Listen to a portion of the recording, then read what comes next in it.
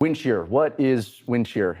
It's probably a term that is not heard very often outside of the meteorology community, but it is these upper level winds in the atmosphere, right? So there's different layers to the atmosphere where different types of weather happens. And at the very upper level, the top level, there are certain wind speeds and wind directions that affect what happens at the surface.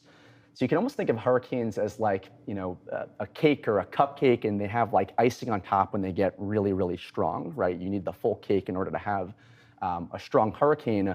What wind shear does is basically wipe the icing off the top of the cake. It almost goes against, once the hurricane starts rising and growing, because it's this convective system, the wind shear wipes the top of that hurricane off. And so it makes it really hard for storms to form, or once they form, it makes it hard for them to really strengthen. So all of this red that you're seeing in this animation, this is the last 7 days of wind shear. So it looks super complicated and confusing, but basically the more red that you're seeing on there, the more wind shear that we have across the Atlantic basin. So there's a lot of red, right? As storms kind of pulse and develop, they're running into this wind shear, so it's making it much harder for them to develop right now.